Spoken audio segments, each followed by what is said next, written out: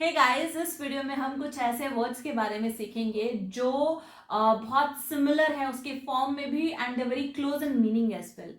And why do we need to learn them? Because obviously if you're watching my video, that means you might be practicing for your IELTS test, so you should know the difference between these two words, right? So the first one is intervene and interfere. अगर मैं ये दोनों words बोल रही हूँ तो आपके mind में एक ही मीनिंग आ रहा होगा, हस्तक्षेप करना या फिर बीच में आना या फिर दखल अंदाजी करना, राइट? एंड दोनों का सेम मीनिंग है, दोनों का मतलब होता है दखल अंदाजी देना. Then what is the difference? अगर मैं इंटरवीन की बात करूं, it has more positive aspect, इसका पॉजिटिव वे में यूज किया जाता है. फॉर एग्जाम्पल, दो पार्टीज के बीच में झगड़ा हो रहा है एंड कोई तीसरा इंसान आके वो इंटरवीन करेगा. दैट मीन्स वो उन दोनों पार्टीज, उन दोनों ग्रुप्स के झगड़े को रोकने की कोशिश करेगा.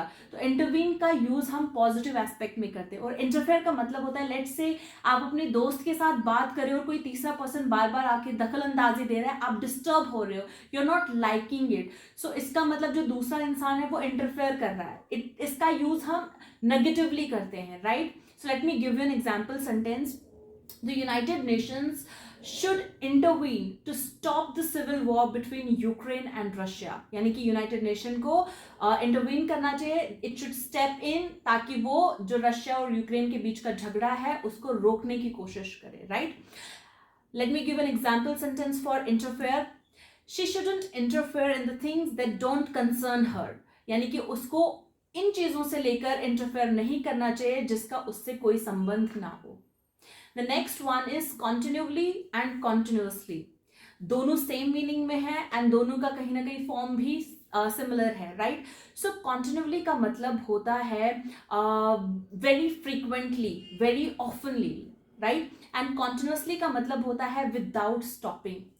Let me tell you, let me give you an example so that you will be able to understand.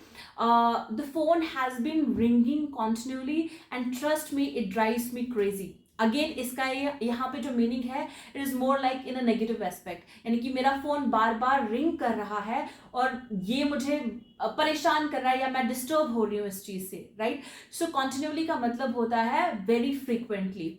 Late me give an example sentence for continuously. Stir the mixture continuously until it boils. यानी कि इसको तब तक आप stir करें जब तक ना ये बॉईल करेगा. So that means you have to stir it without stopping, right? So this is the difference. Hope you found it informative. See you in the next video.